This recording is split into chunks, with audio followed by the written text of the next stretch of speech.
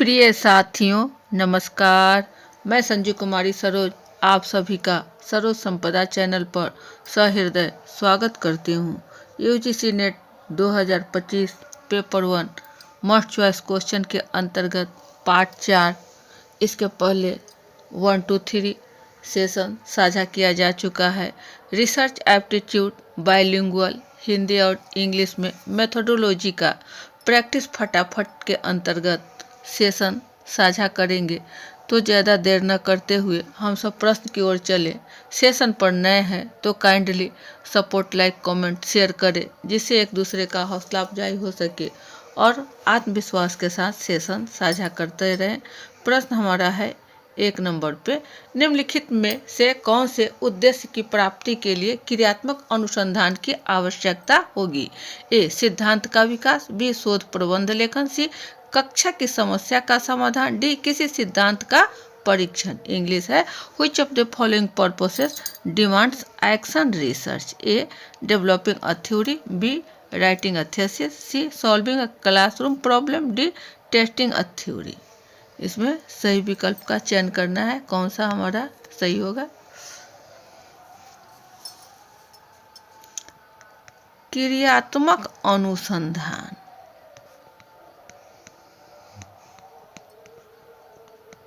यानी action research.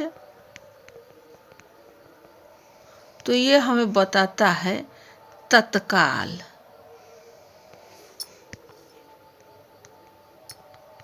Immediate सुधार, वृद्धि, विकास और शैक्षिक अनुसंधान। यह प्रायः स्कूल या कॉलेज लेवल पर शिक्षक एवं टीचर ये स्टूडेंट के बीच जो अंतःक्रिया वर्ग कक्ष में संपादित होती है उससे संबंधित है। और जहाँ कहीं भी हमें तत्काल सुधार, वृद्धि, विकास ये सब मिले तो आंख मूंद कर हमें एक्शन रिसर्च या क्रियात्मक अनुसंधान को टिक करना है। तो क्या हो जाएगा हमारा इसमें? उद्देश्य की प्राप्ति के लिए क्रियात्मक अनुसंधान की आवश्यकता होगी। कक्षा की समस्या का समाधान, तत्काल समाधान जो है यह एक स्टेप है जो कक्षा में कठिनाइयाँ उत्पन्न होती है उसे तुरंत समाधान करना ही हमारा कक्षा की समस्या का समाधान सही हो जाएगा। ऑप्शन सी की ओर है।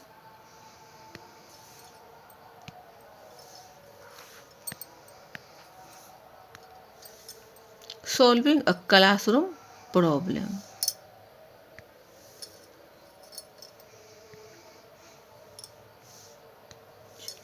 नेक्स्ट क्वेश्चन 2 पर है, वैज्ञानिक विधियों में कौन से अनुमान निहित है? ए आगमनात्मक, बी निगमनात्मक, सी सांख्यिकीय, डी उपरोक्त सभी। इंग्लिश है scientific method involves inference in which are A inductive, B deductive, C statistical और डी है ऑल ऑफ द एबव।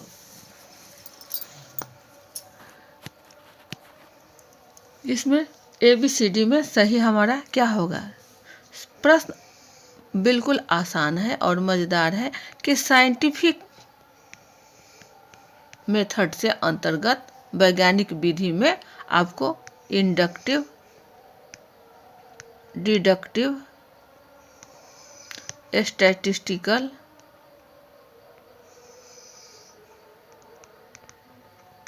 ये तीनों ही निहित है।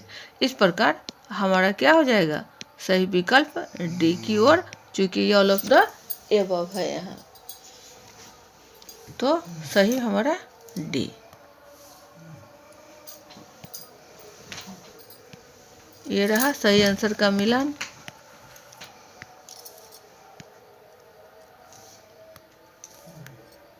नेक्स्ट क्वेश्चन 3 पर है, शिक्षा अनुसंधान के निम्न सोपान है। 1 आंकड़ों का संकलन। 2 उद्देश्य का कथन। 3 समस्या का चयन। 4 विधायी प्रक्रिया।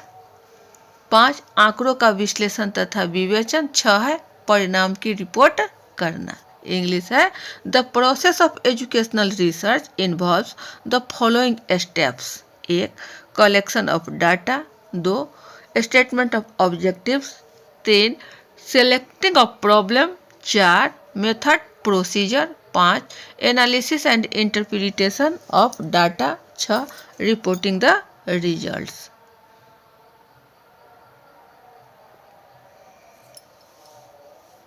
इसमें ABCD कर कर करके 6 का है।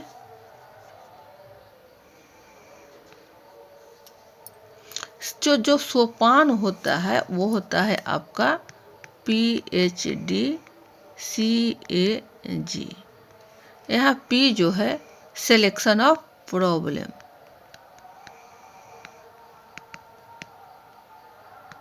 समस्या का चयन। H है हाइपोथेसिस और D है डाटा डिजाइनिंग।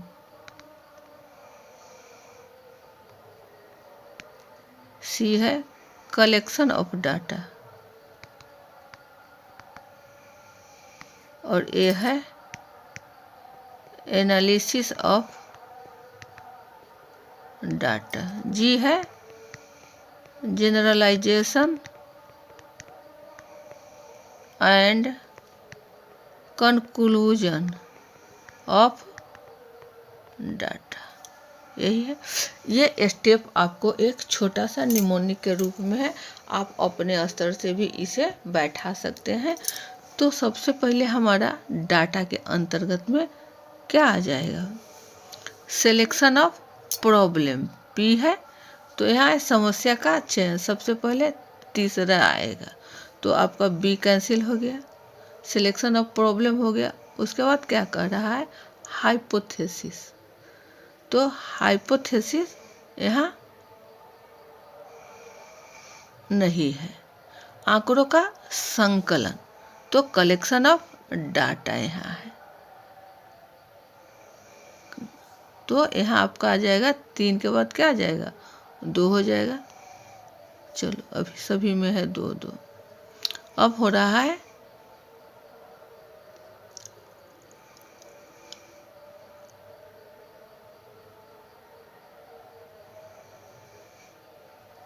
विषय प्रक्रिया, डाटा कलेक्शन, मेथड प्रोसीजर, ये आ जाएगा। उसके बाद आपको 4, तो 3 2 4 यानी D यहाँ कैंसिल हो गया। अब है आंकड़ों का संकलन, यही है एनालिसिस कलेक्शन ऑफ डाटा, यहाँ आया। 3 2 4 के बाद 1, उसके बाद है आपको आंकड़ों का विश्लेषण तथा विवेचन, यहाँ एनालिसिस ऑफ डाटा यानी 5, और अंत में है रिपोर्टिंग करना यानी जनरलाइजेशन या कंक्लूजन, हमारा 6 में होगा। तो 3 2 4 1 5 6 ऑप्शन A की ओर है। यह सही विकल्प option A।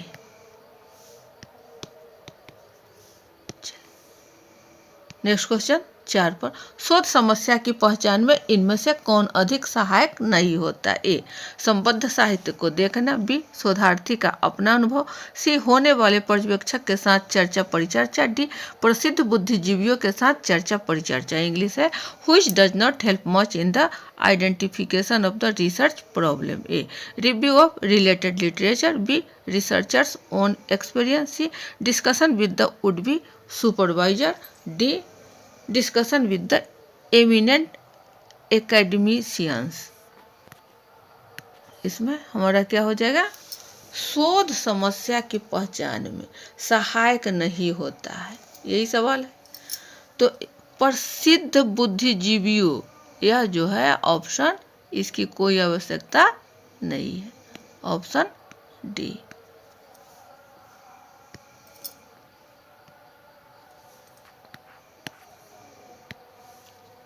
Discussion with the eminent academicians. चलिए नेक्स्ट क्वेश्चन है 5 पर।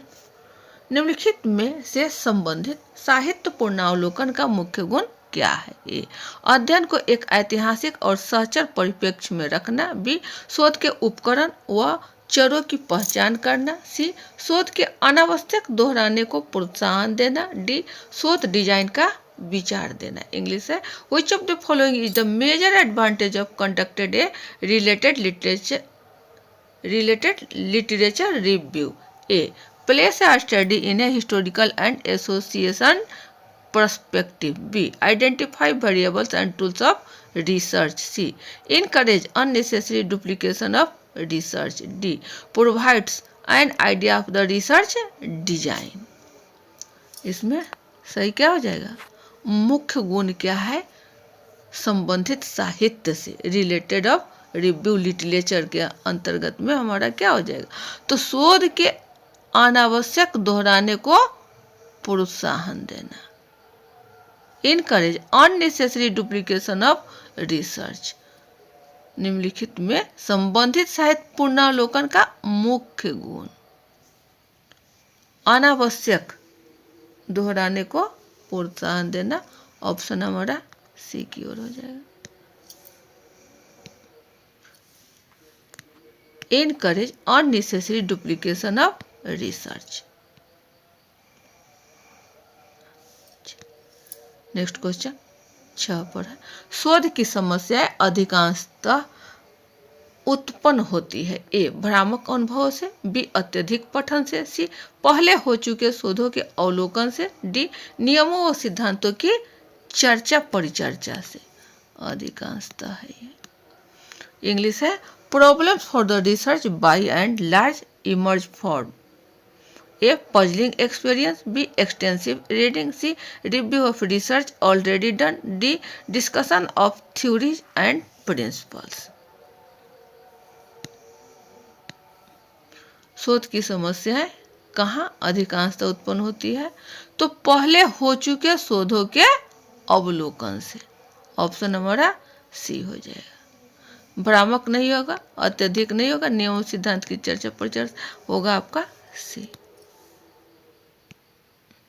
Review of research already done.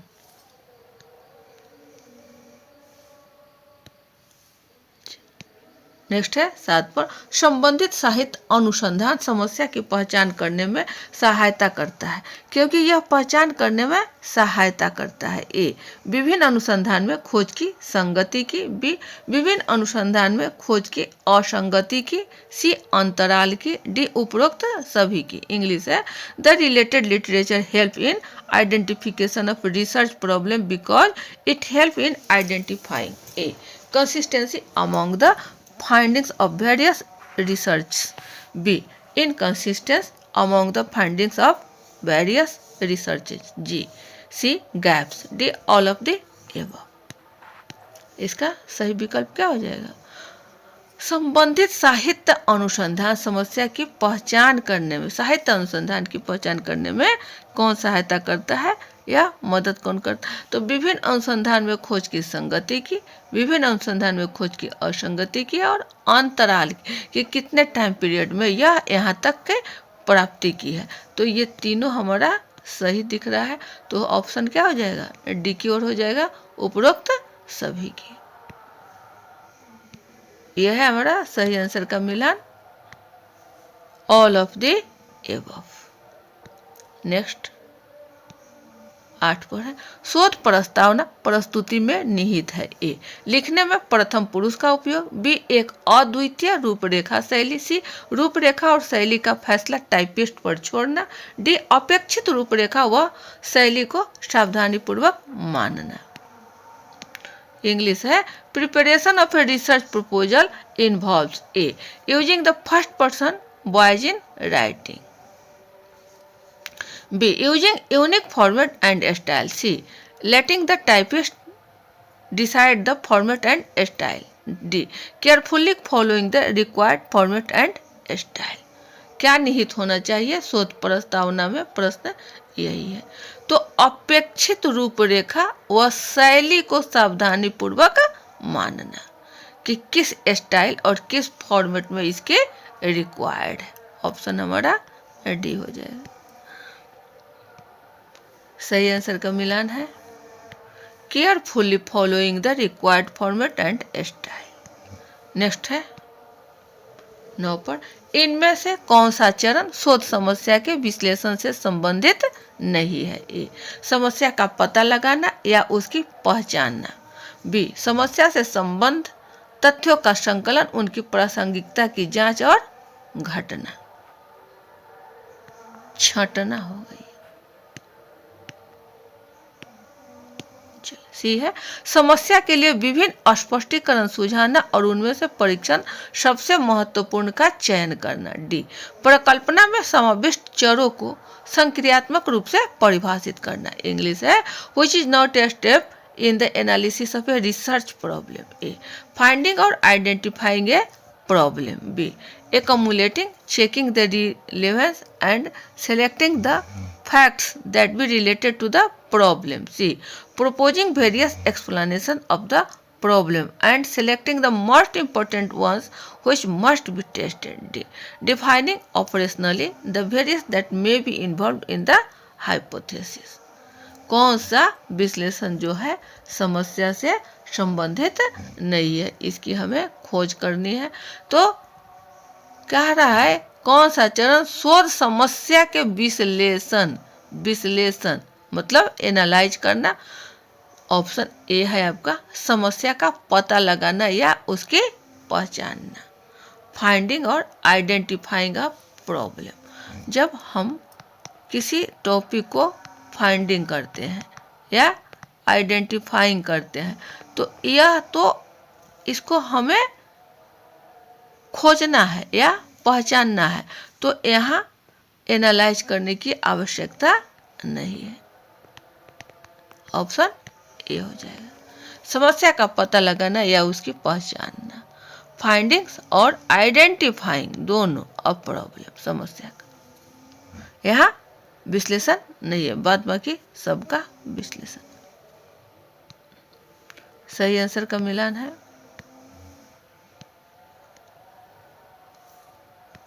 Next question 10 पर है, निम्नलिखित में से कौन सी बात एक अच्छे शोध समस्या के कथन की कसौटी नहीं है? ए, चरों में संबंध के अभिव्यक्ति। बी है आसपास तथा असंदिग्धता। सी, आनुभाविक परीक्षण की संभावना। डी, सांख्यिकीय विश्लेषण के उपयोग की संभावना। इंग्लिश है which of the following is not a criterion for the statement of a good research problem. A, expression of relationship between among variables. B, clarify and unambiguous. C, possibility of empirical testing. D, possibility of use of statistical analysis. यहाँ पूछ रहा है कि कसौटी नहीं है। प्रश्न को भी हमें ध्यानपूर्वक देखना है कि क्या पूछा जा रहा है। तो यहाँ पूछ रहा है नॉट ए क्राइटेरियन, कि इसकी कसौटी नहीं है, नहीं से संदर्भित है। तो चरों में संबंध की अभिव्यक्ति यहाँ यह इससे रिलेटेड है। आसपास तथा असंदिग्धता यह भी सही है। आनुभाविक परीक्षण की संभावना, यहाँ ये जो है आनुभाविक एम्पिरिकल टेस्टिंग, ये आपको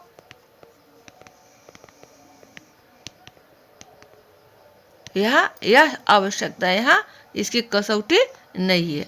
ऑप्शन हमारा सिक्योर हो जाएगा। बाद बाकी है possibility of use of statistical analysis, इसकी भी विश्लेषण की जाती है सांख्यिकी की। डी भी हमारा सही है। बी, ए और गलत क्या है तो सी। तो पूछा जा रहा है कि कसौटी नहीं है, तो सही हमारा क्या हो जाएगा? सी हो जाएगा।